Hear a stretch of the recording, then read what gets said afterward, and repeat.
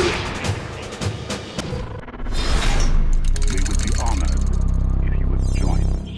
Hey guys, how are you all doing today? So Mark Hamill has gone to say in a recent interview for his new Chucky movie premiere where he voices Chucky, and I'm getting this from Collider and also another website that they have linked from his actual interview, which we're going to watch in a second. He's gone on to say some stuff about Luke Skywalker returning in Episode 9 and what he thinks about returning to the Star Wars franchise in general. It's a bit disheartening, but at least we get to know that his role in The Rise of Skywalker will be either a Force ghost or in the flesh. So, and if you've probably read this title, you know exactly what he said. So here we go. Since Star Wars The Rise of Skywalker has long been touted as the 9th and final installment in the core Skywalker saga of Star Wars films, it should go without saying that the character who started it all, Luke Skywalker, will be well and truly wrapping up his story. And that's true. Kathleen Kennedy and JJ have both said that Episode 9 will be the final conclusion to the 9 episodic films for the Skywalker saga. And it goes without saying, but I'll say it anyway for the people in the back, that franchise star Mark Hamill will also be bidding a fond farewell to the title that made him a household name. If this were any other franchise, save for the comic book movies, Hamill's send-off would have ended with The Last Jedi, thanks to his heroic last stand, of sorts, and his heartfelt goodbye to all those near and dear to him. But because Star Wars is Star Wars, and all the Force-attuned Jedi Masters have a way of drifting back into the story as wisdom-dispensing Force ghosts, fans have assumed that Hamill would return for one last slightly transparent appearance. Well, in a new video interview, Hamill himself seems to confirm as much. So here we go. Is this really going to be your last Star Wars appearance? I sure hope so. Why? Well, because, I had closure in the last one. The fact that I'm involved in any capacity is only because of that peculiar aspect of the Star Wars mythology where if you're a Jedi, you get to come back and make a curtain call as a Force ghost. So it seems like if he will be coming back, which we all know he will be in Episode 9, it's going to be the same way Obi-Wan Kenobi did in Return of the Jedi and Empire Strikes Back, and that is as a Force ghost. And as he says right here, the fact that I'm involved in any capacity is only because of that peculiar aspect of the Star Wars mythology where if you're a Jedi, you get to come back and make a curtain call as a Force ghost. So the only reason he's coming back is because if you're a Jedi, you can come back as a Force ghost. It's unfortunate to see that he's not going to be coming back in the flesh after what happened to him in The Last Jedi, but I guess it would be kind of weird or, redundant to kind of bring him back, and it would be like, well, what's going on? How is that even possible? So the dead aren't really dead.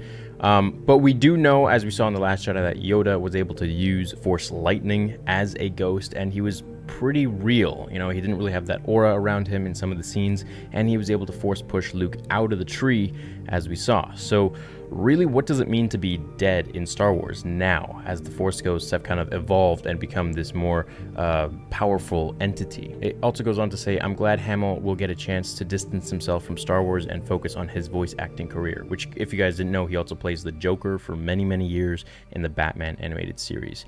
After The Rise of Skywalker arrives on December 20th, the man has dedicated his life to the role and its millions of fans, but he's also done a ton of noteworthy work in the years since. Goes on with his career there. So what I'm thinking here is that if we do see, which we will see Luke, we're going to see him as a Force ghost, but we're also, the other possibility, don't fret yet, is that we might see him in some flashbacks, right? So we saw a few flashbacks in The Last Jedi with Luke, and we could see that again in The Rise of Skywalker.